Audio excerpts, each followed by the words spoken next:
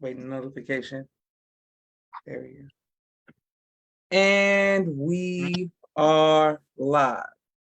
I want to thank everyone for tuning into a very special edition of Off the Record on the People's Podcast this afternoon. We have a magnificent guest with us today, one who is going to give us some amazing information as well as inspiration, and that is none other than our sister from out of Fort Worth, Texas, Sis Octavia. Assalamu alaikum, ma'am. How are you doing? Walaikum salam. I'm doing fine, sir. Thank you. Yes, ma'am. On behalf of myself, my family, and the viewing audience of the People's Podcast, we want to thank you for taking time out of your busy schedule to come have a conversation with us and let us learn your journey and your testimony as well.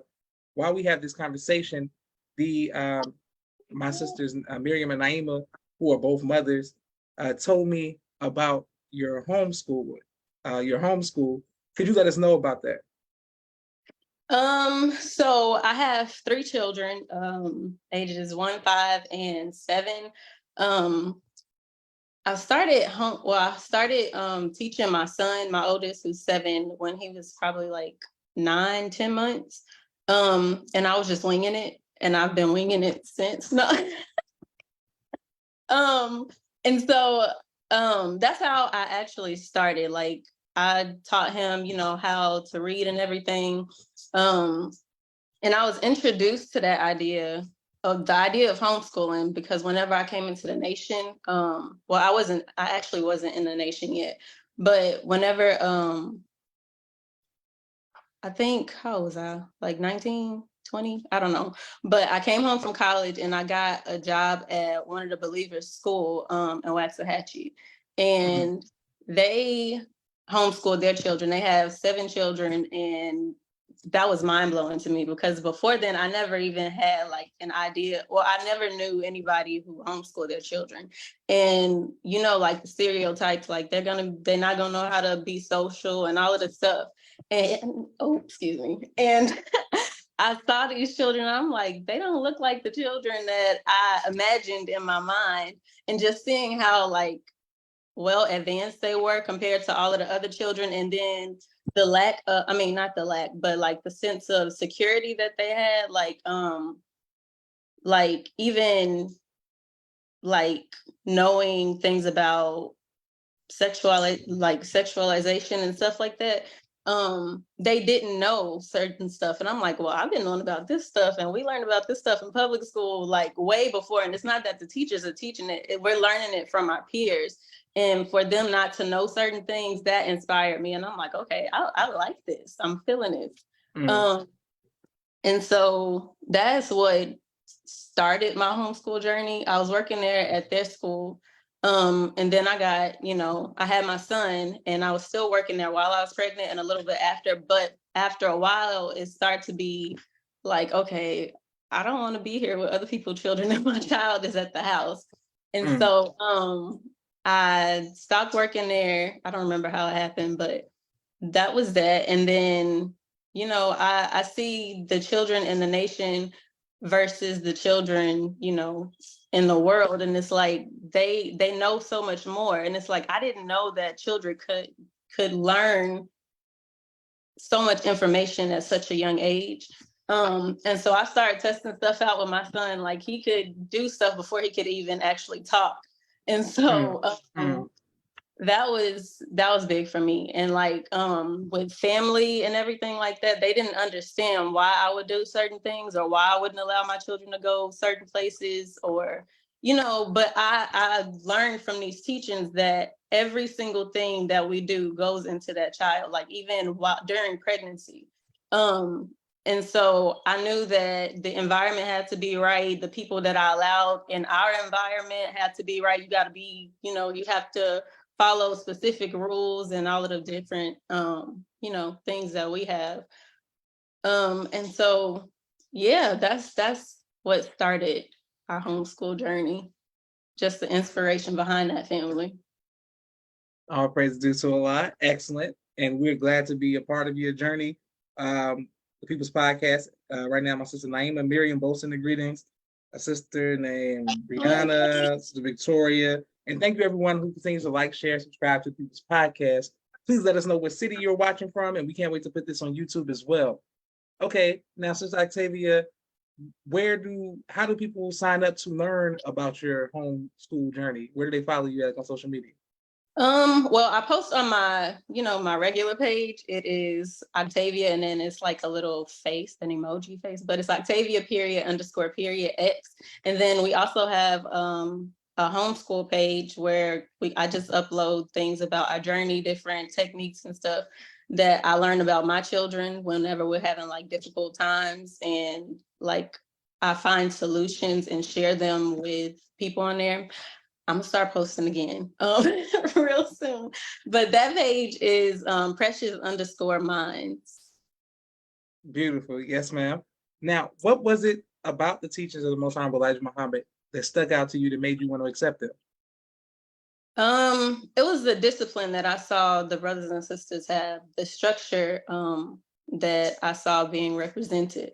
Because growing up, like I wasn't wild or anything like that, but I didn't have a lot of rules. And I feel like being older, looking back, I feel like if I had specific rules, then I wouldn't have made certain decisions that didn't do me no good. So that was one of the biggest things. And then the example that brother and his family, showed. Powerful. Yes, ma'am. All right. Well, how did your family and friends feel once you said that you were going to accept your own and be yourself? Well, a lot of things that are unknown are pretty scary, and you got all of these he say, she say stories about stuff. And so my family is Christian. And so I grew up in the church somewhat. Whenever I went to, like, right before I left for college, I decided that I wanted to have my own relationship with God. So I would go to church every Sunday. I didn't go to like Wednesday night service or nothing like that, but I was striving to build that relationship. And then when I accepted the teachings, my mom, she was like, well, this person said her daughter don't talk to her no more after joining Islam and all of this stuff, because we are really big on family. My mama, she instilled that in me, like nobody's business. So we have a very close family. So that was scary for her.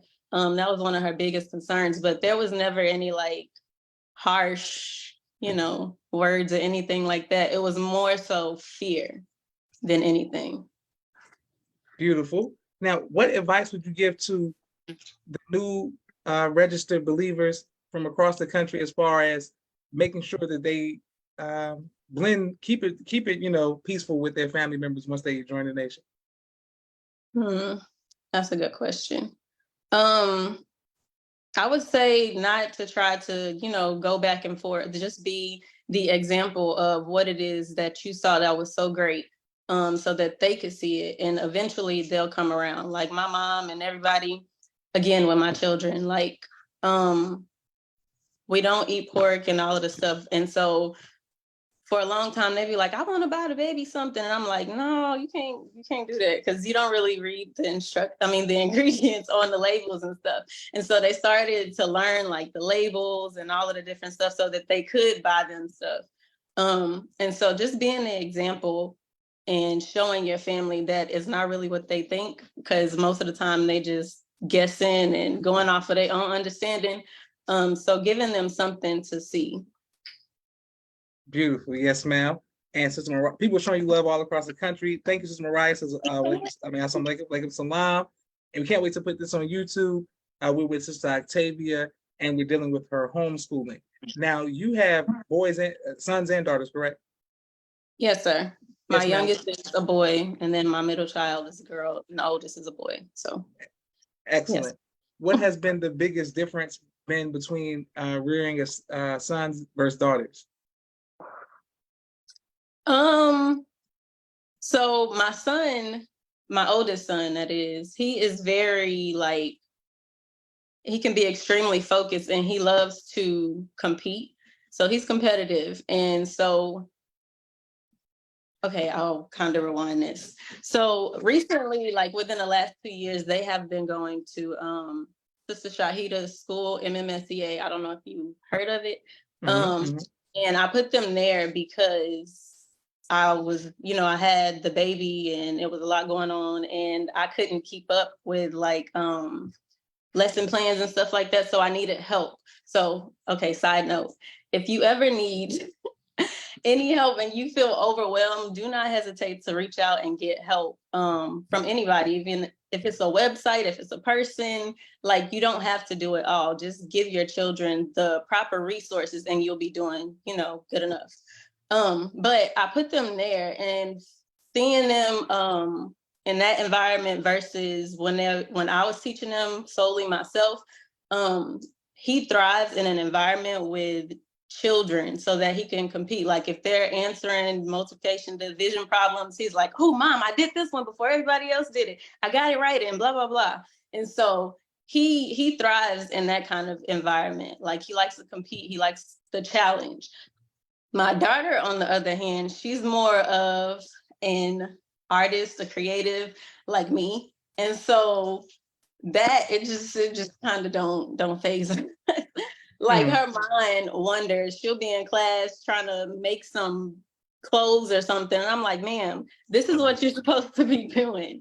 Like, she'll answer all the questions, but she will not have her work like physically completed because she over here making trash bag dresses. And so that is a major difference that I noticed. And then my youngest, he picks up from both of them. So he'll be sitting somewhere and then I'll just hear him recalling stuff. Or if he hear them in class, he runs like with specific songs and stuff, and he'll start to interact. He's picking up the scissors, cutting, and all kind of stuff. And so he's definitely something special. He's not your average 1-year-old. And yes, I ma'am. think that. So those would be the differences that I've seen in my children specifically. Perfect. Excellent. People showing you love all across the country. I wanted to ask you about pregnancy. What is something that you did when you were pregnant with your children that you would give advice that you would give to other sisters who are, when they're pregnant, to help? Because you said the environment, things to help bring them peace. What did you do when you were pregnant to help, keep you peaceful? To keep me peaceful? Yes, ma'am. Well, first, I mean, whenever we are in the mosque, we get relieved for maternity leave. And so we aren't surrounded by a lot of people. So you don't get all of the energy, the negative energy, and, people's opinions and all of the stuff. So I would say not isolate yourself, but, only keep a small circle around you. The internet, that should definitely be gone, unless it's like specific people that you look at and like what kind of messages they're sharing. But like just scrolling and stuff, I would not recommend that. What else helped keep me peaceful? That was the question, right? What brought me Yes, peace? ma'am. Yes, ma'am. While you was pregnant?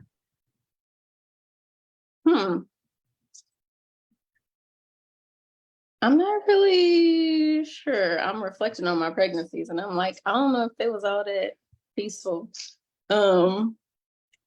So what's something that would have brought me peace? I'm sorry, I'm changing your question, but I will say this.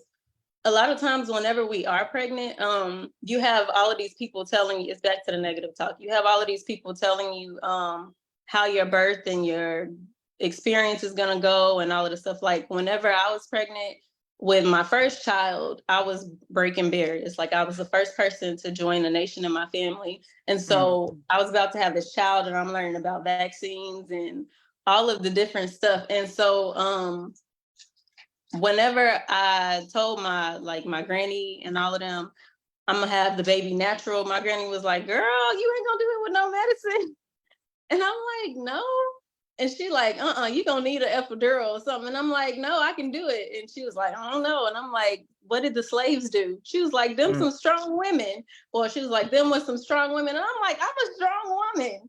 And she was like, so like small stuff like that, not allowing people to tell you what you are capable of, because as long as you know in your mind and in your heart that you are capable of doing a thing, you will be successful in doing that thing, especially when it comes to birth. Because with my youngest son, I was going through some stuff and I was very numb and I was holding things in, but it turns out I was also holding him in because of my thoughts.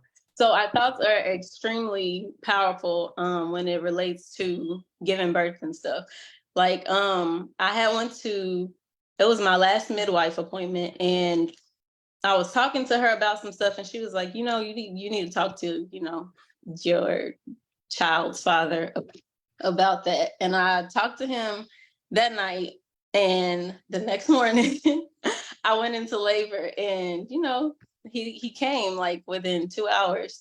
And so, yeah, I would say releasing, talking, expressing yourself, expressing your feelings, letting people know what it is that has affected you so that you don't hold in that energy and that trauma that will affect your child and your birth and stuff like that.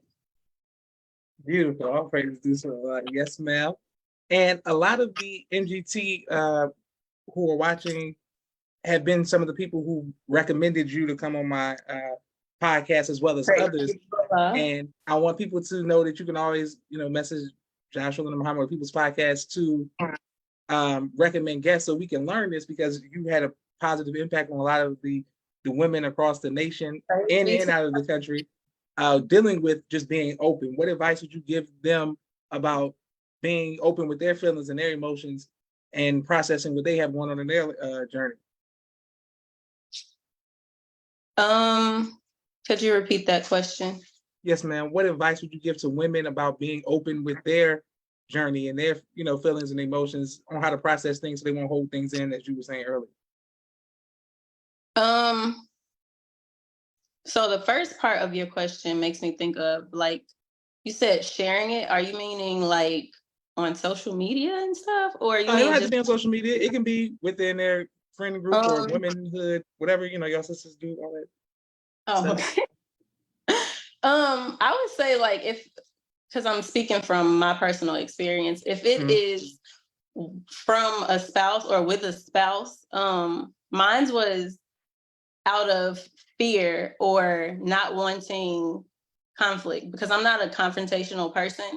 And I didn't want to mention certain things because I didn't want to have to defend my feelings, because I feel like my feelings are my feelings. You can't like tell me otherwise or convince me otherwise.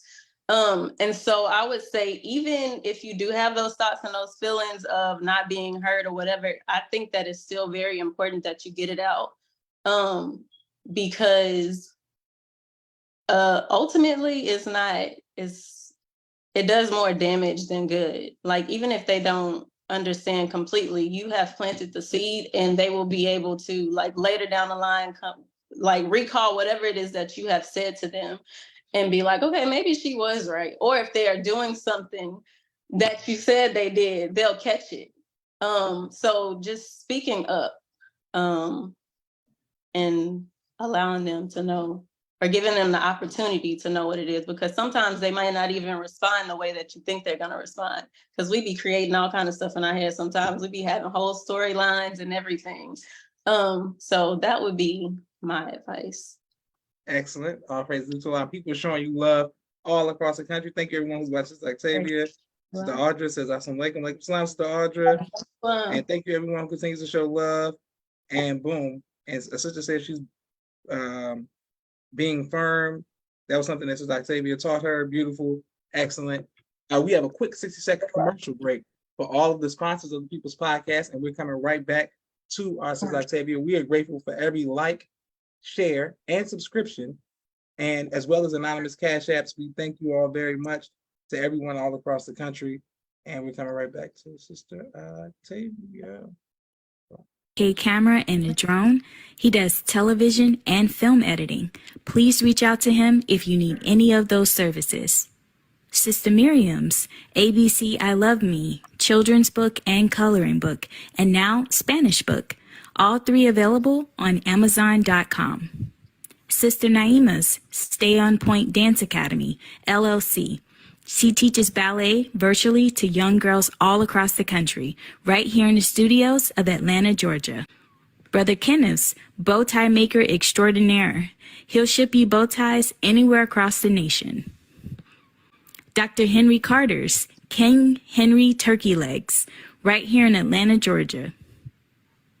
Brother Rashad Muhammad's COVID-19 disinfected cleaning services out of Chicago. Student Minister Sharif Muhammad's book, A Soldier in the Movement of Christ, available on adulsharif.com. And lastly, Brother Joshua Muhammad's book, Cleopatra, as well as No Father, No Excuse, both available on Amazon. Perfect. And we also have a new book called Exclusively for You, Black Men by Sister Helen, the Black Man Sacred Book. It is a book of poems and spoken word pieces. If you would like this book, it's very phenomenal. You can always email HRSPATROL42@gmail.com. Exclusively for You, Black Man by Sister Helen, the Black Man Sacred Book. Powerful poetry, powerful spoken word. Everyone should go out and get that. Okay, back to you, Sis Octavia. Have you ever been faced with fear? And if so, how have you overcome that fear? Yes, I have. Specifically, I guess I'll relate it to now. My children I told you before, they go to Sister Shahida school, but I have a vision for my daughter, because I told you she's completely different in that environment.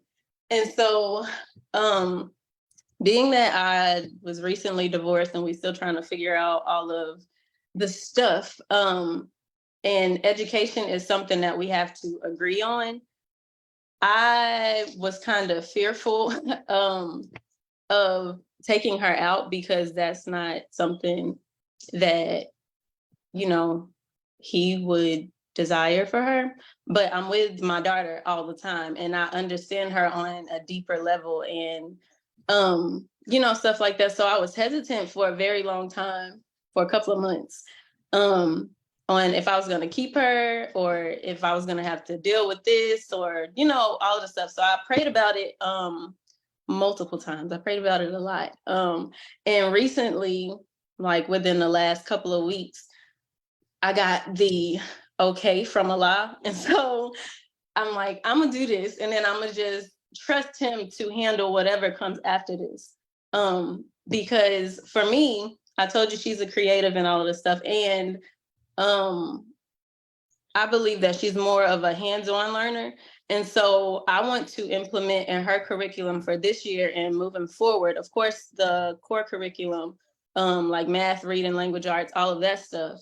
But I want her to have more time to dive into our 7 units because I think that she would really, really love that. And it will bring out a lot of me too, because, of course you have to study when teaching children. That's one of the biggest lessons I've learned so far is that I'm the one who's learning all the stuff and they just here learning every now and then, but I'm constantly and continually learning from my children, through homeschooling them. But, so I'm going to do that and I'm gonna allow her to, cook and make her own schedules and put her in sewing classes and all of this stuff. But for a long time, I was afraid, to step out on faith and what Allah had put in my heart and on my spirit, because of, the fear of the outcome of how that would turn out. And yeah, I just, I kept praying about it and I kept my faith. And now we are moving into this new school year. I done got her curriculum and everything, and I'm piecing pieces together.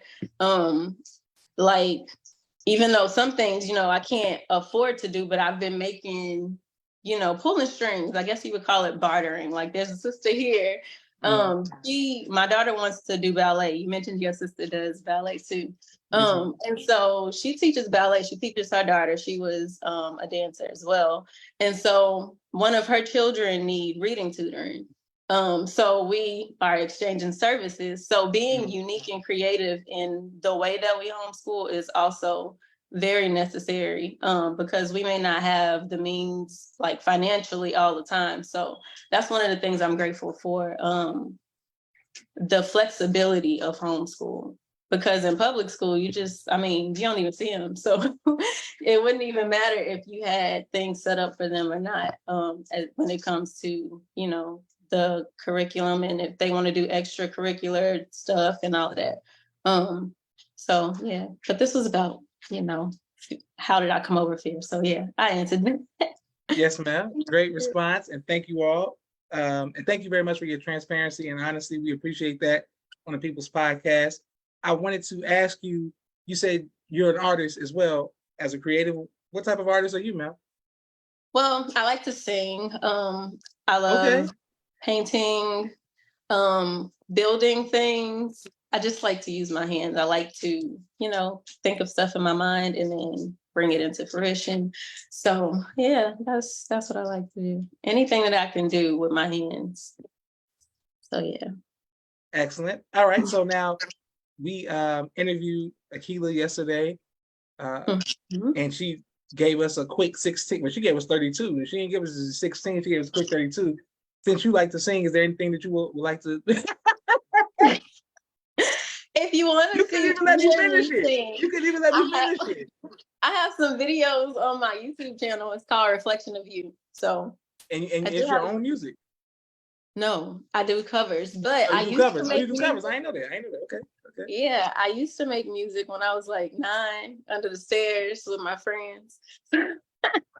Maybe one day I will get back to that. Perfect. All right, y'all heard it here on the People's Podcast. We're gonna get the exclusive because we have had plenty of amazing artists that come on and they sing or they rap.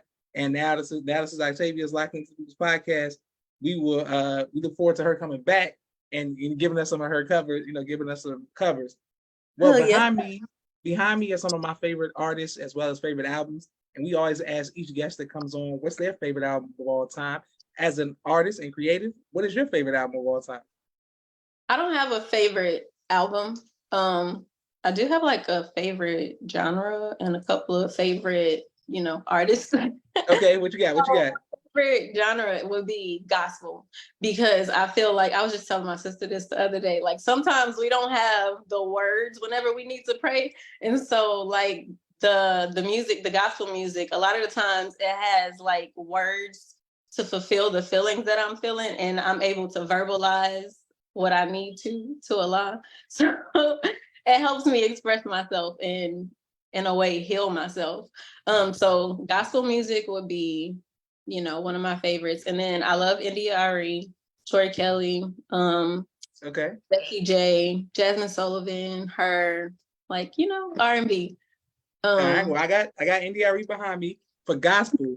So you're saying like Alone in the Room, it's just like Yolanda Adams gospel, or are you saying like? Well, right now my favorite is Todd Tribbett, or Tip. I don't know how to say his last name, but do you know who that is? I like him. Let me see, but that's his name, Todd Tribbett. You putting this on now? I'm not up on him because I listen to like the crossover gospel, like Kirk Franklin gospel, like gospel is like top 40. I don't know about like the underground gospel.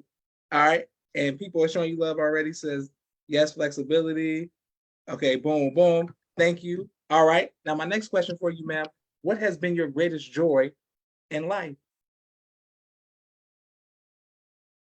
That's a good question. Well,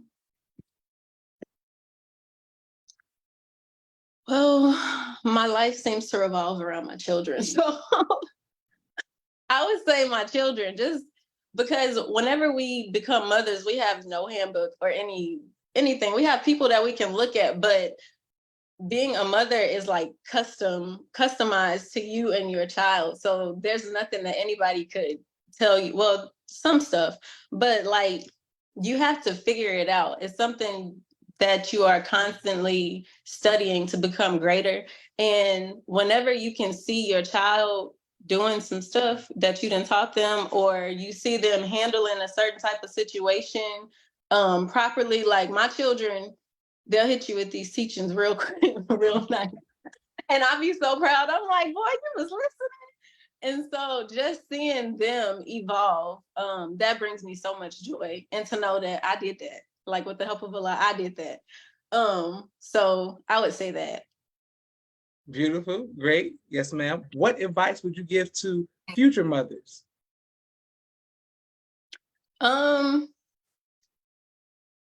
Be you.